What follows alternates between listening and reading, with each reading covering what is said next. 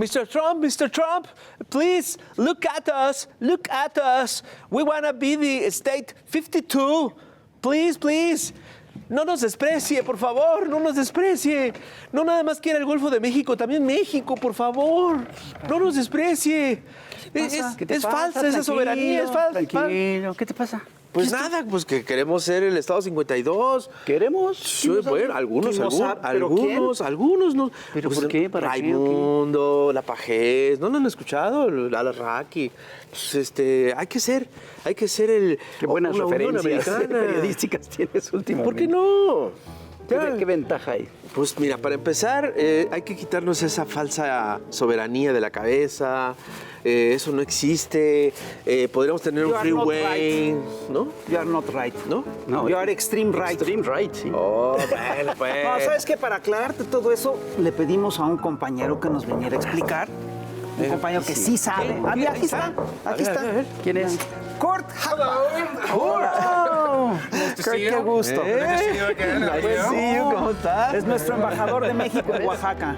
Tú querías un gringo, pero el que tú querías. No es un gringo, no es un gringo. Afortunadamente. No es. Afortunadamente no fue Trump. ¿Cómo estás? Muy bien, gracias. Ahora podemos quitar esas banderas. Ya. ¿Por qué reniegas? ¿Por qué reniegas? Oye, fíjate, está ocurriendo algo muy interesante con el mundo Sí. en general, ¿no? Ahora que estamos en las vísperas, ¿No? ¿Ya? bueno, que con Ya, la este lunes ya... Ya. toma posesión, posesión de Donald Trump, ¿no? Es decir, No hay plazo que no se cumpla. Sí. Hay una cosa que me gustaría ver. ¿Cuál es el balance general a nivel global de lo que ha pasado con Estados Unidos? Porque pasamos de un mundo bipolar que terminó en la década de los 80 a un mundo totalmente unipolar en el que Estados Unidos lo dominaba absolutamente todo. Y ahorita parece ser que estamos ante una crisis profunda y severa del imperio. ¿Qué está mundo pasando? bipolar a un gobernante bipolar. ¿no? Exacto. Vaya, bueno, yo recuerdo muy bien, pues yo era un joven de preparatoria, ¿no? En Estados Unidos, cuando cae el muro de Berlín, ¿no? Todos pensaban que ya iba a haber un dividendo de paz, ¿no? Que ya... El fin de la historia. El fin de la historia, Así es. según Fukuyama, ¿no? Y luego, ¿qué pasó? ¿No? De hecho, estamos platicando en el otro programa, ¿no? Que en este momento, cuando Clinton entra en el gobierno, este famoso reloj nuclear, o reloj del apocalipsis, estaba a 17 minutos por medianoche. Pensaban que ya iba a haber una oportunidad para llegar a un mundo más pacífico. Pasó todo lo contrario, ¿no? Estados Unidos, con toda la soberbia y la arrogancia de esta hegemonía, ¿qué hizo?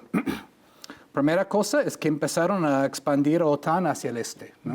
En ese entonces, James Baker, que era el secretario de Estado de Bush padre, prometió a Gorbachev que, ¿no? OTAN no iba a ir ni una pulgada más hacia el este. Y ahí empezaron, ¿no? Luego en Vaya que han 98, avanzado. sí. Vaya. Luego en 98, pues bombardean Yugoslavia, ¿no? Y de hecho, ¿quién estaba activo en este entonces en Yugoslavia? El que va a ser embajador estadounidense en México, Ron Johnson. No me digas. Cuando era agente de la CIA activo en Yugoslavia en ese entonces, ¿no? Y luego, pues, vimos los actos de Estados Unidos en el resto del mundo. Pues Estados Unidos ahora gasta casi $1 trillón al año en su gasto militar. Es un gobierno oligárquico totalmente capturado por los intereses del complejo militar industrial académico. Es que luego sucedió ¿no? el 2001. Luego se dio El 11 de septiembre. Entonces, eso... que fue el perfecto pretexto Claro. para realmente afianzar lo que llaman el Estado de Seguridad Nacional, ¿no? Luego aprobaron la Ley Patriota, ¿no? La mal llamada Ley Patriota, que fue quitando los últimos derechos, libertades civiles que tenían los ciudadanos estadounidenses. Luego, a través de Edward Snowden, varios años después, los estadounidenses descubrieron que su propio gobierno les estaba espiando, ¿no? A través del NSA, ¿no? La Agencia de Seguridad Nacional. Estaban viendo todo lo que haces en redes, ¿no? Hasta la fecha, ¿no? Sí. Entonces, esto es el Estado de Seguridad Nacional que realmente remonta incluso hasta la Segunda Guerra Mundial, ¿no? Después de la Primera Guerra Mundial, Estados Unidos sí desmovilizó hasta cierto punto. Después de la Segunda Guerra Mundial, no. Pues ahí fue el estado de movilización constante, con Truman, con esta idea de contención, lo llamaban contención contra el mundo soviético. La Guerra Fría. La Guerra Fría, la invención de la CIA, todo este abanico de agencias de seguridad, el gasto militar constante. Tuvimos incluso a Dwight Eisenhower, ¿no? Que era un general que conocía muy bien el asunto, diciendo en su discurso de despedida en 1960, cuidado con este complejo militar industrial, cuidado, cuidado, cuidado. ¿Qué hacen? 3 años después matan a Kennedy, ¿no? Sí, claro. No sabemos quién es, pero ahí había personas muy nefastos ahí probablemente involucrados, ¿no? Y eso solamente ha ido creciendo, creciendo, creciendo y tragando lo que quedaba, ¿no? de la democracia estadounidense. Entonces, ahora tenemos el asunto de un bipartidismo muy rancio, donde ambos partidos son financiados por multimillonarios y pues defienden este estado de seguridad nacional constante, ¿no? Se calcula que 1,000 millones gastó Biden en esta campaña y que Trump gastó más todavía. Sí. ¿Y en qué gastó Kamala Harris? ¿No? Gastó en conciertos, ¿no? de Beyoncé, ¿no? De todas esas estrellas, Ricky Martin, todo esto. Y perdió. Y perdió con este gasto de más de $1,000 millones, ¿no? Porque no pudo divorciarse de la política de Biden en Gaza y no pudo realmente hacer una oferta a la gente que vive en la precariedad en Estados Unidos. Es realmente una cosa increíble, ¿no? Que tal vez no se aprecia siempre desde México. Hay muchísima gente en Estados Unidos que viven de paycheck a paycheck, ¿no? En de pobreza. cheque a cheque, en pobreza, son millones, endeudados, ¿no? Endeudados, algunos viviendo en sus coches, en estacionamientos. Hay un problema de gente en situación de calle en todas las ciudades, agravado por la situación de drogadicción y todo esto, ¿no? Es una ciudad vaciada, ahuecada, ¿no? Estuvimos hablando al principio de Michael Moore, ¿no? Y cómo arrancó su carrera de documentalista con este documental Roger y yo, Roger and Me, de 89, cuando retrató la ciudad de Flint, que había sido la gran ciudad automotriz y también sede de este gran movimiento sindicalista en los años 30, ahí, ¿no? Con este gran trifecta de empresas automotrices y cómo había sido ahuecada. Yo crecí en Connecticut y ya para los años 80 había toda una serie de ciudades así, ciudades postindustrializadas, ¿no? Que habían sido dejadas a su suerte, básicamente abandonadas. Y ahora es muy irónico, ¿no? Que Estados Unidos se queja de China, China, China. ¿Cuál es el país que mandó sus trabajos a China? ¿Cuál es el país que mandó su base manufacturera? A ver, déjame pensarlo, déjame pensar. Sí, sí, ¿verdad? Sí, fue totalmente parte de su estrategia globalista para buscar mano de obra barata en condiciones, ¿no? Y para destruir a los sindicatos. Y para destruir a los sindicatos. Ya vimos que las gorras de Trump de Make America Great Again están hechas en China. Sí. No es sorpresa, ¿eh? No. No es ninguna sorpresa. Y ahora la tasa de sindicalización en Estados Unidos solamente es de 12%. ¿No? Hicieron muy bien su trabajo de destruir los sindicatos ahí. Finalmente el neoliberalismo pues también afectó terriblemente a Estados Unidos. Sí, claro. Sí. Porque es eso lo que... Sí, había dos cosas. Había la desindustrialización del país, ¿no? Y también el desmantelamiento de, pues, el estado del nuevo trato de Roosevelt, ¿no? Sí, claro. Que fue el modesto estado de bienestar que existía en Estados Unidos, ¿no? Siempre era muy modesto comparado con Europa, pero algo había, ¿no? Antes había universidades públicas gratis en la época de mi madre, ¿no? Había cierta movilidad social, había pues por lo menos seguro social para la tercera edad, una muy modesta pensión, Social Security, y ahora están atacando esto y quitando los vestigios de este estado de bienestar con desregulación rampante. Y ahora, con Trump 2.0, va a ser el retorno de los multimillonarios, pero en grande, ¿eh? Y esto va a ser Elon Musk con su iniciativa de eficiencias gubernamentales. Sí. Quiere importar el modelo Milley y básicamente echar motosierra a lo que queda de este estado de bienestar de Estados Unidos, ¿no? Y eso es la agenda ahora, ¿no? Realmente ahuecar lo que queda del Estado de Estados Unidos, salvo el ejército, salvo, Claro, ¿no? siempre, claro. Salvo este complejo de armamentos que es gran muy negocio. remunerativo, ¿no? Enorme negocio. Es un gran negocio y aparte con esta amenaza expansionista, colonialista, invasiva, abierta y que no suena tanto a amenaza, sino que puede ser muy real. Es muy real, Porque ¿no? el cuate que puso o que quiere poner en el Pentágono tiene una agenda militarista bastante agresiva. Claro. Y no, vaya, Estados Unidos tiene más de 800 bases militares en todo el mundo, ¿no? Es decir, tiene fuerzas especiales en casi todos los países del mundo, de alguna forma u otra. Acabamos de ver lo que están haciendo, por ejemplo, en Ecuador, básicamente convertir a Ecuador en un protectorado, poner una nueva base militar en Galápagos. Eso es lo que quisieran hacer, ¿no? A lo largo y ancho de América Latina, pudiendo, ¿no? Incluso han hablado algunos ahí de una doctrina Monroe 2.0. Pero eso no es muy diferente de los demócratas, ¿no? No, no es nada diferente de los demócratas, ¿no? Son dos caras del imperialismo, ¿no? Una cara es la cara hipócrita sonriente de los demócratas mientras te golpean, y la otra es la cara, por lo menos un poco más honesta de los republicanos. Y cínica. Cínica. Cínica, más honesta, te vamos a golpear cínica. porque te vamos a golpear. Sí. Oye, a ver, Escoge tu veneno un poco, Bueno, ¿no? pero a ver, aquí lo que me gustaría analizar es el gabinete de Trump. A ver, Sí, vamos a cuéntanos hablar un cómo poco de está eso. el gabinete de Trump. Bueno, mi metáfora para este gabinete de Trump es la famosa gabinete de las curiosidades. Estamos hablando de eso, como los europeos ricos siempre tienen su gabinete con sus cosas grotescas para mostrar a sus invitados. Es un poco eso, ¿no? No hay ni siquiera ni siquiera están fingiendo tener un gobierno, un gabinete competente ahí. Aquí es un gabinete de incondicionales a Trump. Por ejemplo, la que va a ser la fiscal, la Biondi, fue su abogada personal. Fue su abogada personal defendiéndolo contra el impeachment, ¿no? Y tiene millones de dólares en acciones en Truth Social, que es su red social, ¿no? Es decir, está poniendo sus leales, sus incondicionales, gente que ha visto en la cadena Fox News, porque así es básicamente Trump hace su vetting, ¿no? Ahí pone Fox News, ahí come su Big Mac y pues está bien, ¿no?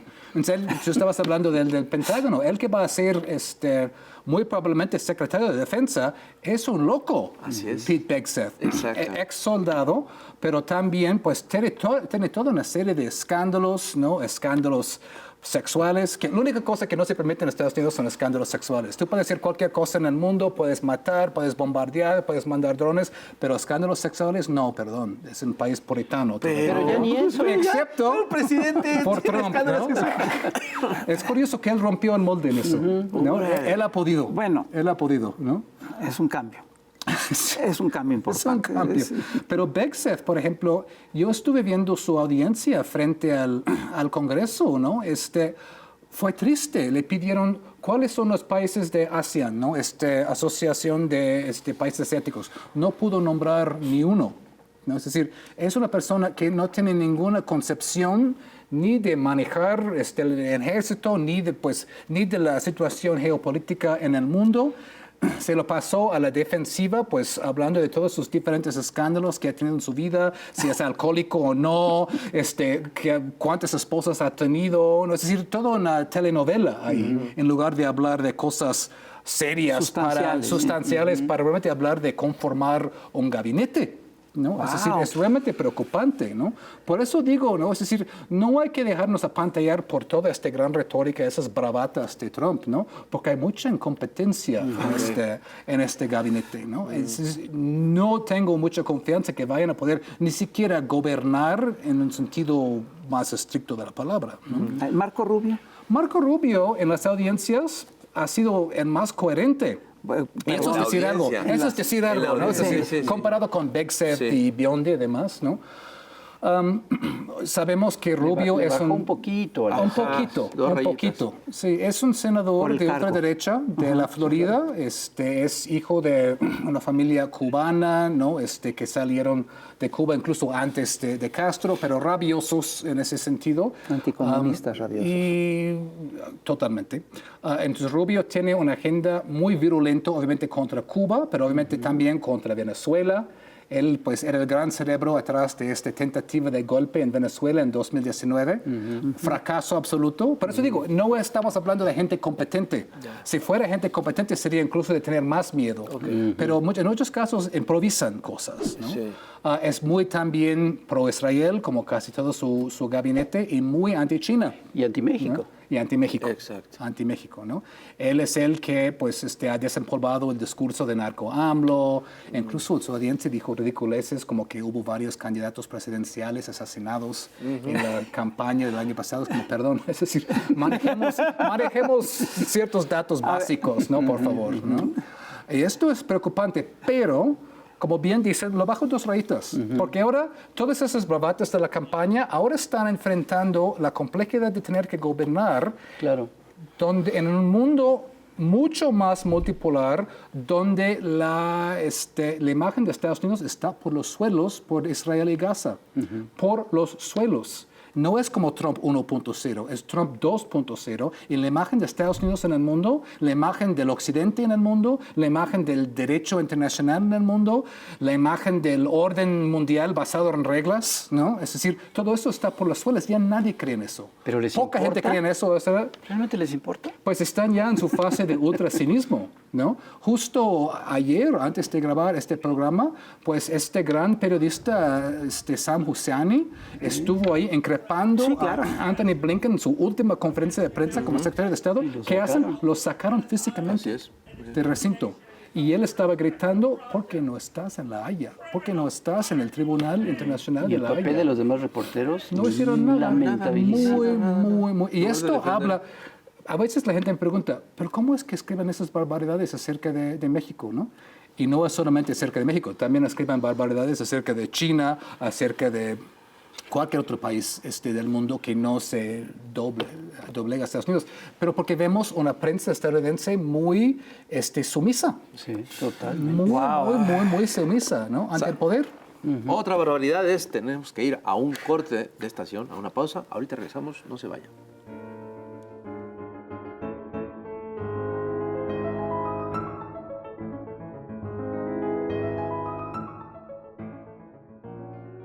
Seguimos en Chamuco TV, estamos platicando con Kurt Hagbard, muy interesante lo que nos estás contando. Estabas hablando del gabinete el próximo gabinete de Donald Trump. Hay un personaje del que yo veo que se habla poco, y me gustaría saber tu opinión al respecto, que es el vicepresidente. Sí, pues Vance, J.D. Vance. J.D. Vance viene de circunstancias humildes. De hecho, él tiene un libro que se llama Hillbilly Elegy, ¿no? Que trata de su juventud ahí. Pero realmente cuidado, ¿no? Porque son de esas personas que pues, viene de circunstancias humildes, pero se ha convertido en una figura de ultraderecha en Estados Unidos, senador de Ohio. Él era anti-Trump. Él era anti-Trump en el primer gobierno, o empezando el primer gobierno. Sí, como varios, ¿no? Como Rubio en su momento también, ¿no? Pero incluso Vance dijo unas cosas muy agudas contra Trump en su momento, ¿no? Pero hay que ver quién es la figura atrás de J.D. Vance, ¿no? En Estados Unidos no avanzas si no tienes un multimillonario a tu lado. Y esto es fundamental porque no estamos hablando de la democracia, estamos hablando de una oligarquía. Y esto se basa en dinero. Dinero. No hay registro, no hay financiamiento público, todo es dinero. Y no hay básicamente límite en lo que los multimillonarios pueden donar a las campañas. Es decir, hay límites a campañas individuales, pero luego puedes donar cantidades ilimitadas a las famosas PACs, que son comités de acción política. Pues, ¿cuánto gastó Elon Musk para elegir a Trump? ¿No? Además de usar su red social para apoyar a Trump, ¿no? Dicen que 100 millones de dólares, ¿no? Es decir, y eso no es nada. Esto no es nada, ¿no? Nada más un poco en parentético. Es interesante que en este último discurso de Biden, ¿no? Hablamos del último discurso de Eisenhower, donde advirtió acerca del complejo militar industrial. Pues Biden tuvo su último discurso y habló de la concentración, ¿no? de dinero en el país. Es como, bueno, ¿dónde estabas 4 años? ¿no? En los 4 años de Biden, al principio había solo una persona en Estados Unidos que valía más de 100,000 millones de dólares. Y ahora son 15. Es decir, aumentaron de 1 a 15. Se multiplicó por 15. Por 15. Decir, lo que quiere decir que se concentró la Se concentró aún más. En 15. Solo Wow. el año pasado, creo que las fortunas de esas personas crecieron en 900 mil millones en un año.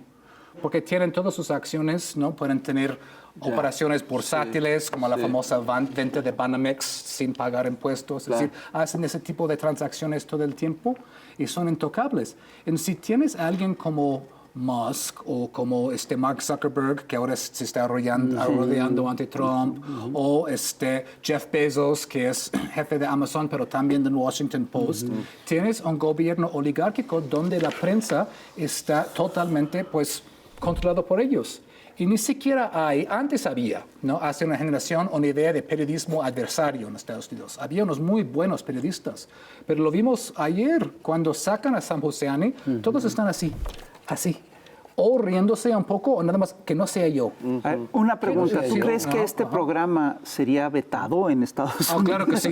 No podrías ver esto en ninguna cadena de Estados Unidos, ¿no? Tal vez en un podcast, pero no en la cadena. Mira, están intentando prohibir ahora TikTok. No, lo van a Sí. ¿no? La Tierra de las Libertades está a punto de prohibir TikTok con tal de chantajear a China para obligarles a vender La matriz. Sí. la matriz. Y China dijo no.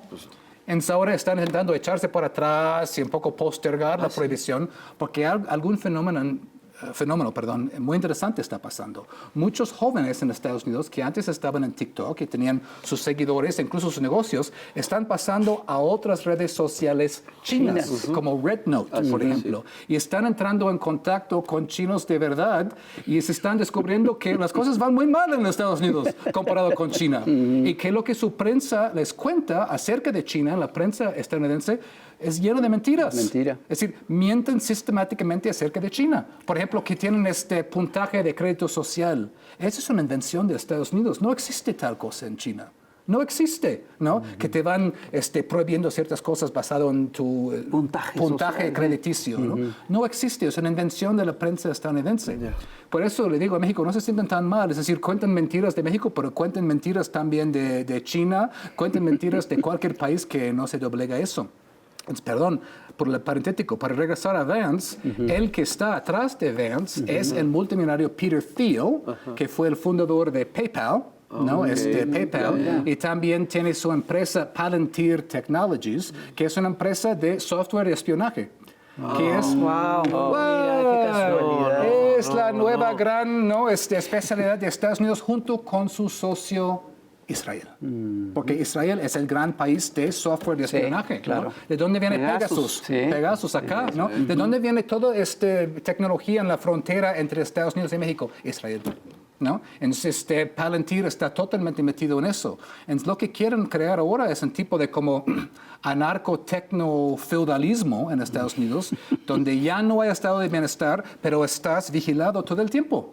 ¿No? Y Peter Thiel es parte de eso, y pues Musk y toda esta gente a través de las redes sociales a las que voluntariamente damos nuestros nombres y nuestras identificaciones si queremos la palomita azul, ¿no? Es decir, nuestros datos y nuestra nuestros vida datos. y nuestras intenciones, y nos tienen medidísimos con un algoritmo que es todo. verdaderamente... En este momento están enterándose de estar nuestra escuchando todo grabación, esto. sí, Bueno, que sí. disfruten el programa, ¿no? Por lo menos, ¿no? Y más miedo todavía, porque varios del gabinete de Trump son curiosidades, ¿no? Como Hegseth y demás. El que realmente inspira miedo es el nuevo embajador, Sí, claro. el Ron Johnson, ¿no? Y tal vez sería pertinente hablar un poco Yo de creo él, que sí, ¿no? por favor, adelante. A ver, cuéntanos. No, pues, Ron Johnson, ¿no? Que va a habitar esta nueva enorme embajada aquí, que dicen que es la embajada más grande del mundo, ¿no? La nueva. Es La nueva, ¿dónde y no está? es solamente Sí, sí, con sí. sillones y muebles bonitos, es decir, es grande por una muy importante razón. Ron Johnson empezó su carrera como Boina Verde. Boina Verde es este grupo de élite dentro de las Fuerzas Armadas de Estados Unidos que están encargados de llevar a cabo operaciones especiales en países en que no hay una declaración de guerra abierta, es decir, operaciones escondidas y encubiertas ahí. Ron Johnson viene de esta generación post-Vietnam, cuando el país estaba tan traumado por lo de Vietnam, que idearon una nueva manera de hacer incursiones, injerencismo, intervenciones. En lugar de enviar tropas de Estados Unidos, empezaron a formar, entrenar, financiar y armar escuadrones de muerte en sus países, ¿no? Y llevar a los peores de esas personas para entrenamiento de contrainsurgencia. Él estuvo en El Salvador. Es decir, tortura, en el Fort Benning, Georgia, ¿no?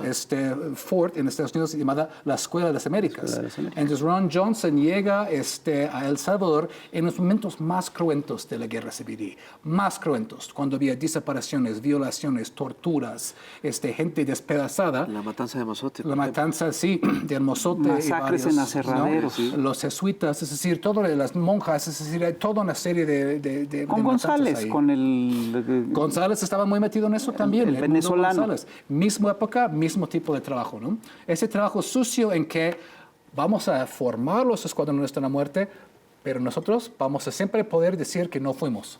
Esto fue la lección de Vietnam. No fuimos nosotros, ¿no? Entonces siempre tenían deniability, negabilidad acerca del asunto. Johnson estaba en eso. Después, ¿a dónde va? Va a Panamá en la época de Noriega. Noriega estaba en el nombre de la silla bajo Bush padre. Y luego Bush, como presidente, lo saca. No, lo mete a la cárcel. Lo mete a la cárcel, mandando claro. 27,000 tropas estadounidenses para sacar y causar destrozos en la ciudad de Panamá en 89. Para decir, Estados Unidos está de regreso al escenario mundial después del trauma de Vietnam, ¿no? Entonces pagan a Noriega durante años. Noriega les juega sucio. Van y sacan a Noriega, lo meten en la cárcel donde pues, se muere posteriormente, ¿no? ¿Dónde va Ron Johnson después? Ron Johnson va a Yugoslavia, como mencionamos en el primer bloque, ¿no? Ahora sí como parte de la CIA. El problema con Ron Johnson es que tiene experiencia como Buena Verde, pero también tiene experiencia en la CIA. Wow. ¿No? Entonces es un elemento sumamente desestabilizador. Su especialidad son operaciones psicológicas y básicamente desmembrar países, ¿no? Recordemos lo que dijo Jeffrey Sachs. ¿Por qué Estados Unidos quería desmantelar a Yugoslavia? ¿No? Porque querían poner su base militar en Kosovo. ¿No? Base militar de la OTAN, uno de los más grandes de Europa. Es decir, si Estados Unidos no te quiere, te desarticula. O sea, el mensaje es que nos quieren desarticular, nos quieren... Bueno, es decir, había tentativas, ¿no? En la época de los 20s y 30s, ¿no? De separar esta parte de México donde había los yacimientos petroleros, ¿no? Pero, es decir, no veo esto en México, pero en otras partes del mundo, claro que sí.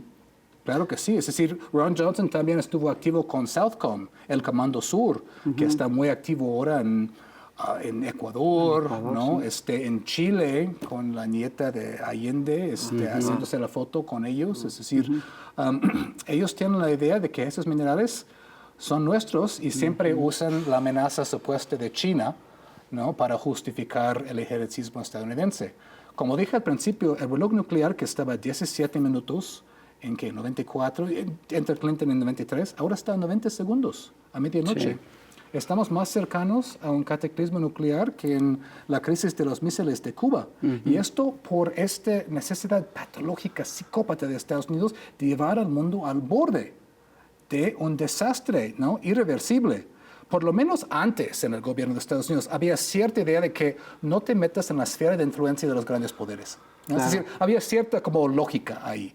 Pero después del colapso del muro de Berlín, ganó la hubris, ganó el hubris total. Podemos hacer lo que sea, las reglas de la historia no nos aplican, las reglas de la geopolítica no nos aplican, podemos meternos a la puerta de Rusia, no va a pasar nada, podemos provocar a China por Taiwán y no va a pasar nada.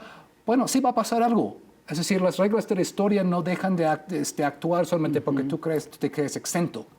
Ya está pasando. Ya está pasando ahorita. Estamos viendo las secuelas de 30 años de absoluta arrogancia, ¿no? Y vemos a Estados Unidos casi dispuestos a explotar el mundo antes de aceptar la multipolaridad. Pero aquí hay un problema que es muy serio. Es decir, esta multipolaridad es una multipolaridad que creció a la sombra de la gran hegemonía de los Estados Unidos, sí. ¿No?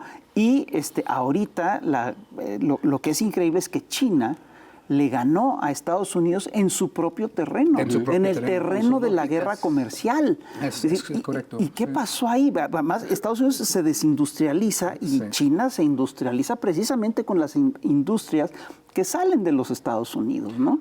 En pocas palabras, porque China hizo exactamente el contrario del consenso de Washington, ¿no? No siguió el camino del neoliberalismo, de la desregulación, hizo exactamente el contrario.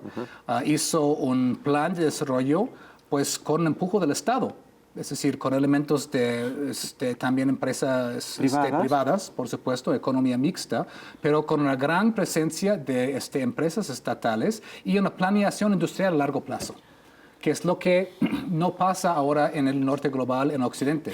Todo es cortoplacismo, ¿no?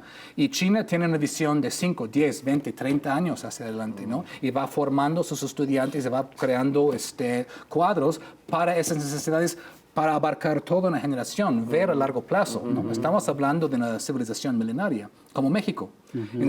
Tienen una capacidad, ¿no?, de ver a largo plazo. Exactamente, ¿no? lo que se está Y por eso, pues... Ahorita son vanguardia en una cantidad de industrias brutales. En drones, en...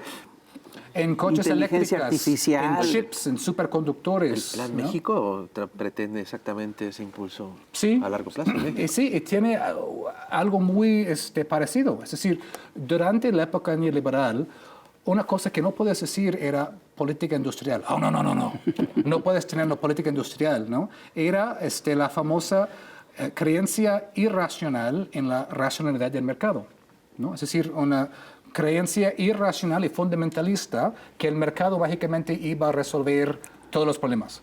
Puede resolver algunos, pero muchos otros no resuelve sin la intervención del Estado. Muchos otros, y cosas muy importantes, ¿no? Además, crea sus propios problemas. Crea sus propios problemas, exacto. No solamente no resuelve muchos problemas, crea otros, sino que crea. Sí, ¿no? Y estamos viviendo con las secuelas de eso, ¿no? En México, con la supresión de salarios durante años, esta idea de que la única cosa que México tenía que ofrecer al mundo era mano de obra barata y recursos, materia prima, ¿no? Y nada más. Porque si México intentaba hacer algo propio, no, porque es ineficiente. Hay que siempre comprar de afuera. Y había muchos mexicanos, esta capa de élites, que ganaban mucho dinero siendo intermediarios en la importación de todas las cosas que muchos de ellos México pudo haber hecho acá desde hace mucho tiempo. Sí, pero esos son los que hoy en día sí aspiran a que México sea el Estado 52 y que se lamentan de que Estados Unidos no ni siquiera voltea a México para quererlo asimilar. Es una cosa... Exactamente. No, qué Eso es absurdo. discriminación. Oye. Claro. Qué triste. Decir algo así en canal abierto me parece... Fantástico. Sí, eso sí. Es un striptease ideológico fantástico. Ese personaje ya lleva varios. Oye, Kurt, hace un momento hablabas, comentábamos, ¿no? Que no hay mucha diferencia entre demócratas y republicanos. Ahorita lo que vemos es un gran cinismo, ¿no? A diferencia de los demócratas. Pero en donde sí hay una diferencia, o a mí me pareció verla, es, por ejemplo, esto de Groenlandia. O sea, ya de plano, abiertamente, vamos a comprar una isla. Pues el asunto ahí es que sí es ahora con el cambio climático, ¿no? Ahora se están abriendo rutas navegables en el círculo polar que no estaban antes. Y una quinta parte de los hidrocarburos no explotados en el mundo están ahí en esta zona, ¿no? Además de que Groenlandia tiene muchos minerales, tiene 50,000 personas, ¿no? Entonces Trump cree que ¿no? puede llegar así. Puede llegar ahí y con el deshielo, pues agarrarlo para ellos, ¿no? La mentalidad tan loca de esta gente de Trump es que, pues mira, Rusia se está expandiendo, China se está expandiendo, nosotros tenemos que regresar a expandir también nosotros. Esa es la idea, ¿no? Que nos estamos quedando atrás en la expansión y la hegemonía mundial, sin darse cuenta que estamos a 90 segundos de medianoche en el reloj nuclear, ¿no? Ellos con su aventurismo como de piratas del siglo XIX quieren llegar a Groenlandia, quieren retomar el canal de Panamá. Es decir, mucho de esto es nada más pirotécnica, retórica, ¿no? Pero tú hablas de aventurerismo. Yo creo que es otra la lógica. Es decir, hay aventurerismo, por supuesto, hay piratería en todo este espíritu. Este espíritu está marcado por la piratería, sin lugar a dudas, pero está marcado también por la idea de la conquista del oeste. Sí, claro. Y es lo que están haciendo, por ejemplo, en Medio Oriente. Expansión hacia ¿no? Que realmente es una cosa brutal. Son piratas y cowboys. Son piratas y... Oye, Sí. Mira. Es Hollywood, acabas de Sí, sintetizarnos. es la película Si Juan perfecta. Orol ¿no? viviera. Sí. Bueno, hablando de canales, tenemos que ir a un corte de estación. Otro. Ahorita vamos a ver a la chamuca, ¿sí? Bueno, sí, vamos Y a ver. regresamos, no se vayan.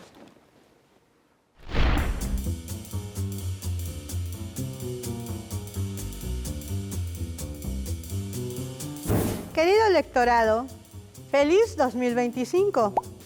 Que el Maratón Guadalupe Reyes y Reinas, ciertamente, nos prepare con arte enjundia para el año del retorno del agente naranja, Donald Trump, alias el enjaulador, que con todo y ser el primer presidente gringo convicto, viene harto doctrino Monroe Oso.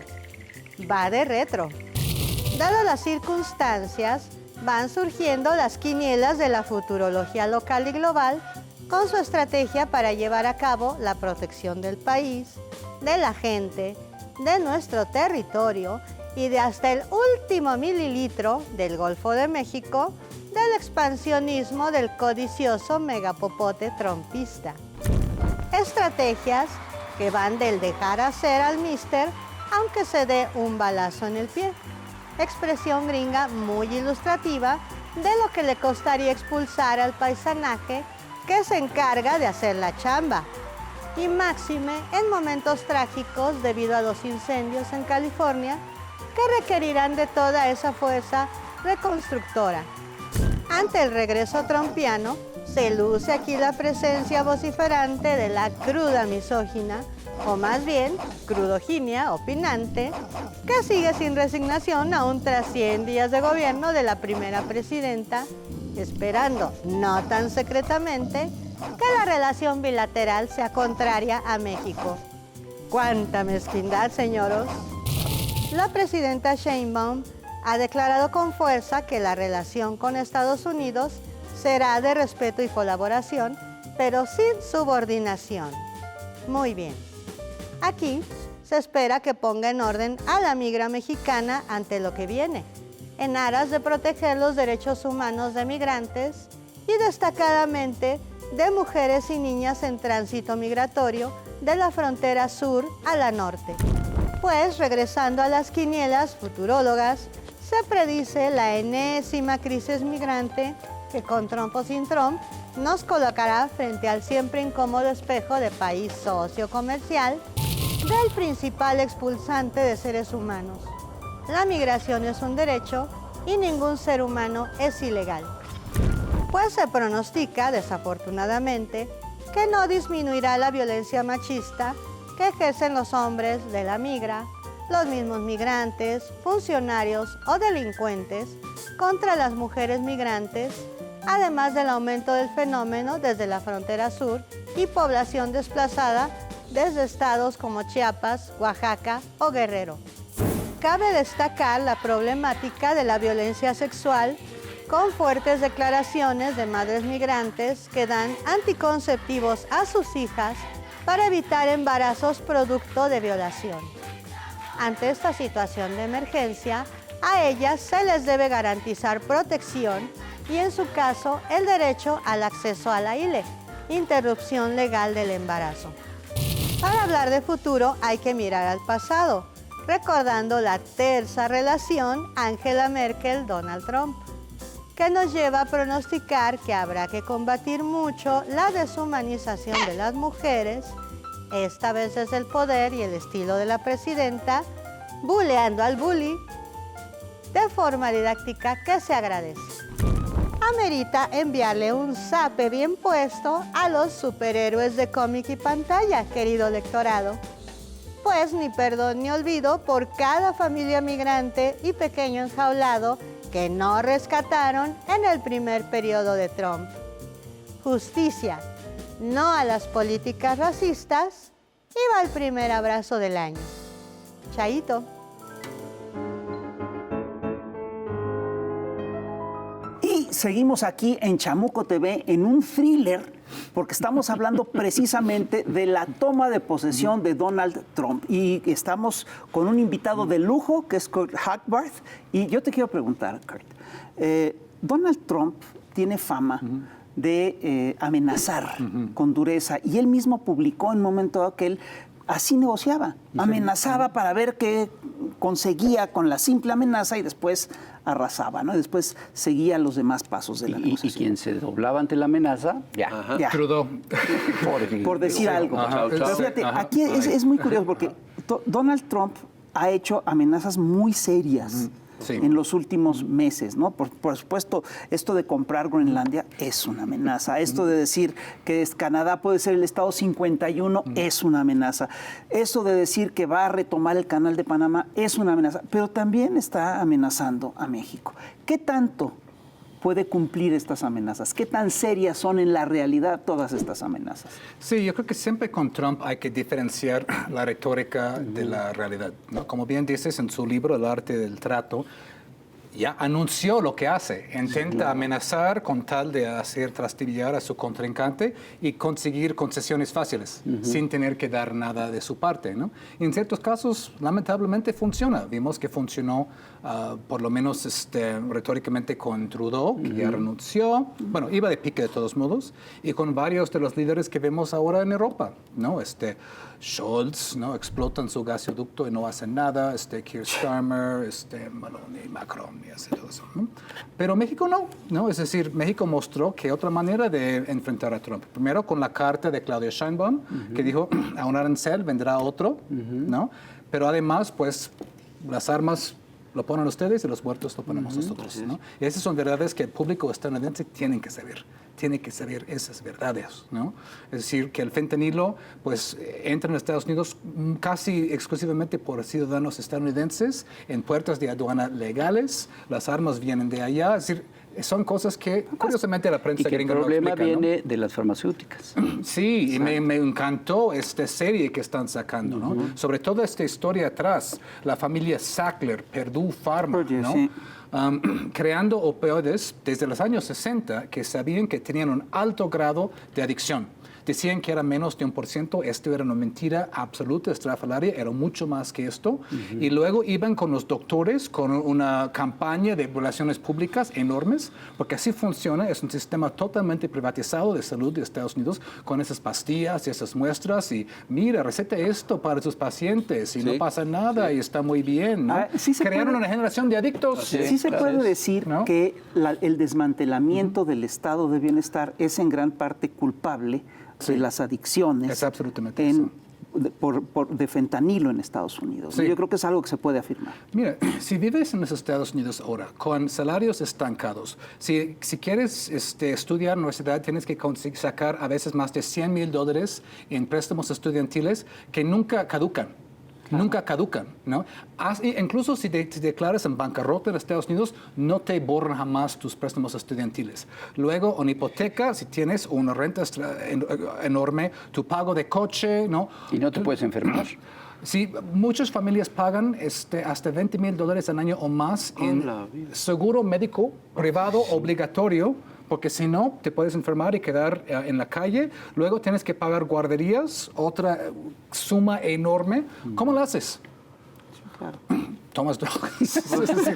Te drogas para escapar, para evadir esta realidad un poco, ¿no? Además, pues la gente no es tonta, ¿no? La gente ve que pues el gobierno de Biden mandó $200 mil millones a Ucrania. ¿Para qué? ¿Para qué?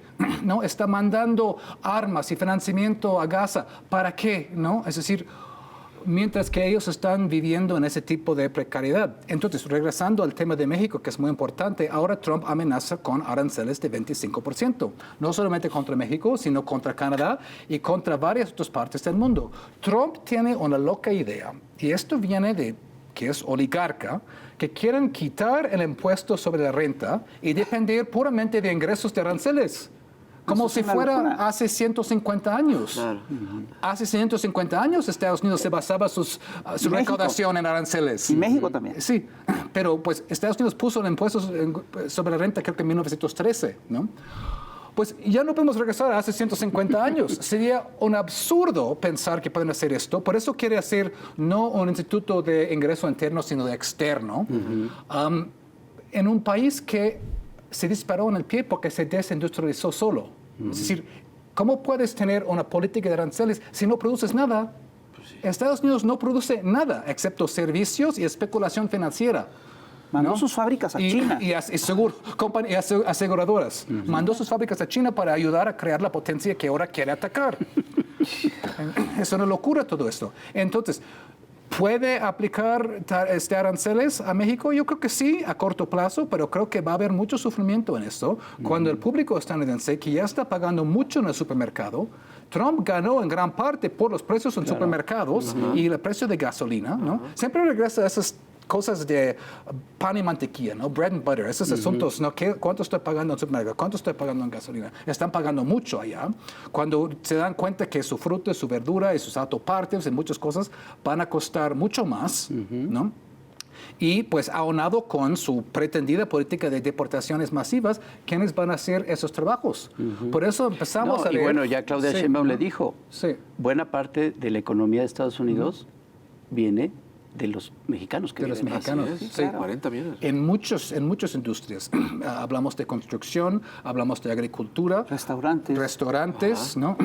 De muchos ramos ahí. Y es interesante que Mike Waltz, el que va a ser asesor de seguridad nacional, que es vehementemente anti-inmigrante, pues él viene de un estado de Nueva York, en una parte del estado donde hay muchas granjas lecheras. Sí. Y dice, esos migrantes no los vamos a deportar porque los necesitamos.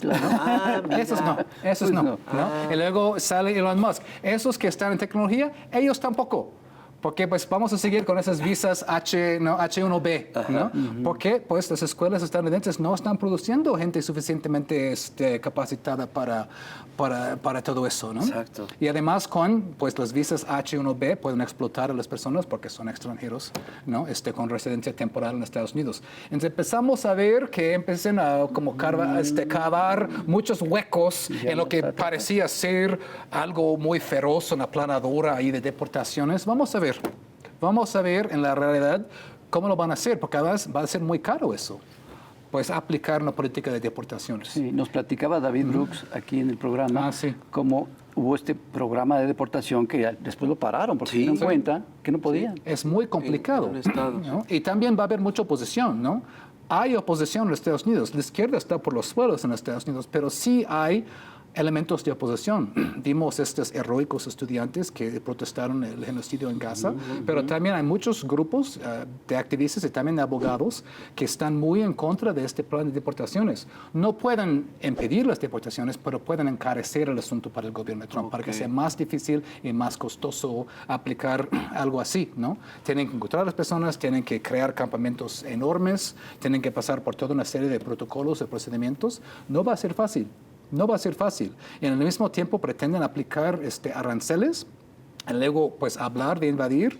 Por eso es interesante que Marco Rubio dijo, hablar de invadir, no sé, hablar de nombrar a los cárteles como organizaciones terroristas, no estoy tan seguro, ¿eh? Trump dijo sí, ahora Marco Rubio está diciendo que no. ¿Y por qué? Por una razón muy clara. El momento en que nombras a los cárteles como organizaciones terroristas y cualquier banco estadounidense lava su dinero, está en complicidad con el terrorismo. Y ahí pues les cae el peso de la ley sobre ellos. O cualquier fábrica de armamentos que vende armas a un cártel, ahora si son terroristas, ya ellos tienen una culpabilidad legal mucho más grande.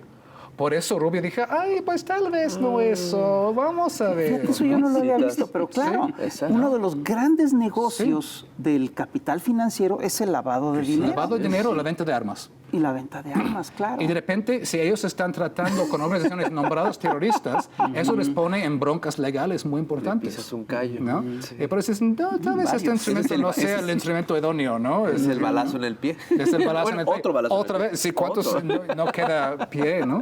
Pero por eso digo que incluso antes de tomar Pisan poder... un callo y se dan un balazo en el otro callo. Que incluso antes de la toma de posición vemos que lo que parecía ser una planadora no lo es tanto. No digo que no sea peligroso.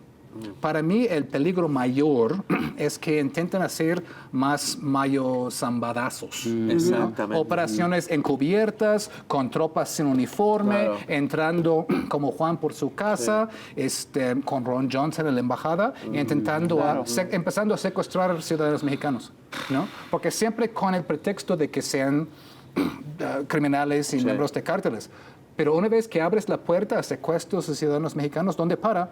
Pueden empezar a secuestrar a periodistas incómodos, a políticos incómodos, a gobernantes. Por eso la campaña de narco AMLO, ¿no? Es decir, siempre intentan vincular líderes progresistas con el narco. Es decir, una vez que estableces el precedente, ¿dónde para eso? Esto para mí es el camino más peligroso que yo veo. Y otro peligro muy importante es que esta retórica ultraconservadora que tiene vetas racistas y clasistas muy fuertes también pega en ciertos sectores de la población, radicaliza esos sectores y los vuelve incontrolables. Sí, hemos visto eso, ¿no? En el primer gobierno de Trump, con esta marcha neonazi en Charlottesville, Virginia, con sus antorchas ahí. Y es interesante ver la evolución del asunto en los últimos 5 años. Hace 5 años, pues no había una mayoría a favor de cerrar la frontera tan tajantemente. Ahora sí. Es decir, Trump lamentablemente ha ganado este argumento con el público estadounidense, diciendo que hay fronteras abiertas, que los ilegales, según él, pues entran hasta votar, todo tipo de mentiras que esta prensa que vimos ayer con San Josean, esta prensa tan sumisa, no desmiente. No desmiente, no hace su trabajo básico de desmentir esas mentiras. Entonces ahora mucha gente ahí lo cree. Entonces este problema de radicalizar el pueblo contra la población hispana y minoritaria es un problema real. Ahorita yo he visto en redes sociales, por ejemplo, una campaña culpando a los migrantes de los incendios en Los Ángeles. Por ejemplo, que ya es verdaderamente delirante. Pues incluso de la derecha en México. Muchos estaban, más en México que allá, estaban compartiendo esto, ¿no? Es decir, esto es, es una manera de, es decir, hablando de ser vendipatrias y estar en contra de tu propio país, es veniendo de fuera, es algo que creo que más pues me ha marcado de ver la política mexicana, ¿no? Que hay una derecha en este país que prefiere venderse a Estados Unidos. Es decir, uno pensaría que mínimamente defiendes a México como partido político, mínimamente. Luego todo lo demás es negociable, pero no. No, A ver, ¿quién son los explica mismos eso? que trajeron No lo hacen. un emperador y los mismos que... Me parece increíble eso. Quien explicaba eso es José Revueltas, Ah. en un libro de los 50s, donde dice, bueno, es que al final de cuentas la derecha mexicana está muy ligada a los intereses coloniales. Sí, bueno. Desde tiempos de la Nueva España, ¿no? Es una derecha que está supeditada a lógicas coloniales. Necesitan un país vasallo para funcionar. Y esto es muy triste porque esto ha sido como ¿cómo se llama? Todas las tentativas de México a lo largo de mucho tiempo de crear una soberanía, un proyecto de nación, es como una fuga, todo el tiempo, una fuga, y, ¿no? Que hace un gran daño a la nación. Sí, pero al final de cuentas sí hay un proyecto de nación de muy largo plazo que pesa más que los vendepatrias, pues, ¿no? Oye, Kurt, hay algo que yo no entiendo de plano. Bueno, hay muchas cosas, pero hay una que me llama especialmente la atención. ¿Cómo es posible que el próximo presidente, que ya está en la antesala del presidente en Estados Unidos, es un delincuente declarado culpable? Sí, tampoco lo entiendo.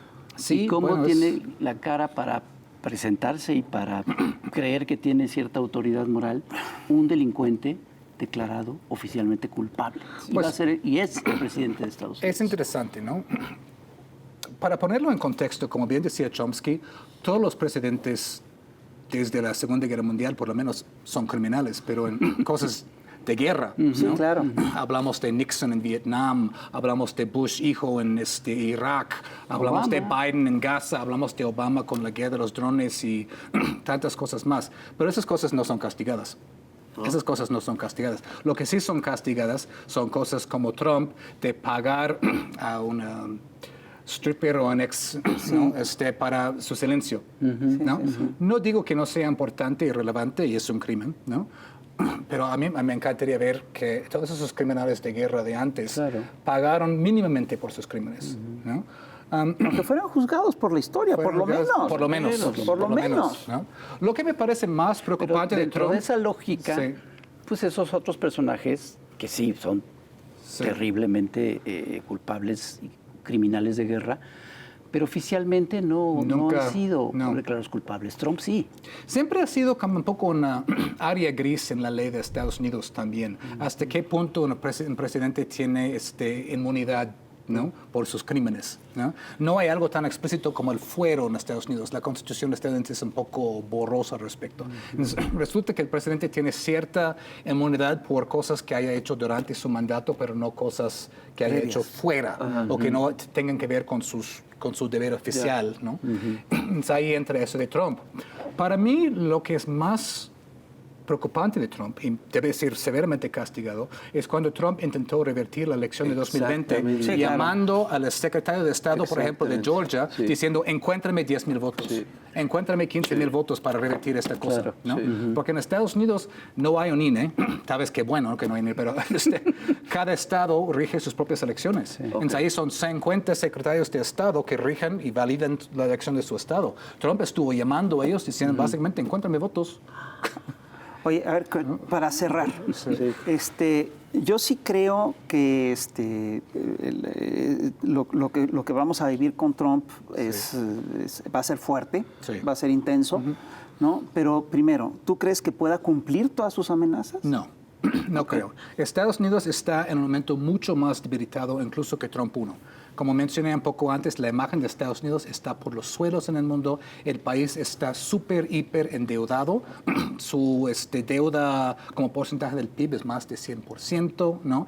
Está desindustrializado. Está desindustrializado. La mitad de la población odia a muerte a Trump. No es como aquí, donde el presidente tiene hasta 80% de aprobación. Ahí la mitad de la población odia a Trump a muerte. Ahí sí ¿no? que hay polarización. Y ellos votaron por Trump, ahí sí hay, por ciertas razones, ¿no? Para bajar el precio de comida y gasolina, y Trump no va a hacer esto. Trump va a agravar esos problemas. Es seguro que Trump y su banda oligarca lo único que va a hacer es agravar esos problemas endémicos de Estados Unidos. Entonces, no creo que su estrategia o su luna de miel vaya a durar mucho tiempo. Una vez que la gente vea que siguen pagando mucho o más para renta, para hipoteca, para pues, los gastos básicos y que pues, el eventualismo en el extranjero sigue. Entonces yo no veo. Entonces, nada más para cerrar, yo creo que es importante que México y la presidenta siga comunicando directamente al pueblo estadounidense.